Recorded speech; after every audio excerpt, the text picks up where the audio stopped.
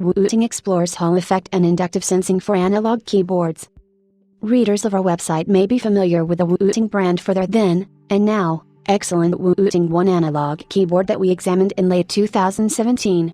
It impressed us enough to be the top keyboard for the year as well, and still remains one of the few keyboards to offer analog control at all, let alone on every single switch it is on. The company has since come out with a full-size Wooting 2, along with another switch option using a heavier spring. Their switches to date are linear optical switches manufactured by Flair to Wooting's design, and the company admitted there was not much more they could do with the current design. This brought us to Computex 2019, wherein they demonstrated their next-generation switches for analog control, gave us some samples to take apart, and also showed off a neat prototype technology for the feature if it pans out, anyway.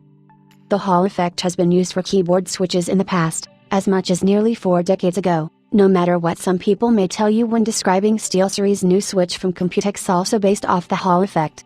Indeed, it had a small resurgence a couple of years ago in the enthusiast keyboard arena when AcePad and Zmit worked together for a Mausdrop exclusive keyboard, but 2019 does seem to be the year they come back in the public eye. Wooting's take is called the lekker switch, a word in Dutch that can stand for different things depending on the context but generally stands for something impressive. Read past the break for more on the lekker switch, as well as other things that might interest you. The lekker switch is manufactured not by Flair, but by Huano, a mice switch manufacturer based in China, who have since diversified their portfolio to include keyboard switches as well. The Hall effect sensor itself is an integrated part of the keyboard PCB, as with the optical sensor before, and these are made by Taiwan-based Major Power, M-Power, who have a lot of experience with Hall effect products already. The switch itself is linear, at least in its current iteration, with a turquoise-colored stem and a clear housing.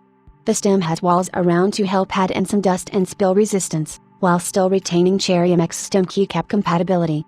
There's also a small magnet in each switch, as expected, and you can read more here if you want to know more about the Hall effect as it pertains to these switches. The Wooting lekker switch is rated for as much as 100 million clicks for lifespan, which they say is also just an estimate given they have not had a switch go bad in testing yet. Theoretically it would be the lifespan of the sensor on the PCB, or even any metal degradation of the spring itself, but there are inherent advantages in this route in terms of switch design and longevity. The spring itself helps provide a peak force of 65 cN, and the actuation force itself is of course dependent on the actuation distance and thus is not a single number here. The actuation range is rated for 0.1 to 3.8 mm, with a total travel distance of 4.0 mm. Wooting is giving themselves some luxury with a margin of error, but it is still better than any other analog switch to date as long as it works as rated. Wooting showed off also a special Wooting 2 lekker edition keyboard, a limited edition unit using a custom PBT keycap set paired to a blue anodized aluminum case and the lekker switches that will help fund the development of the switch and other things in the future.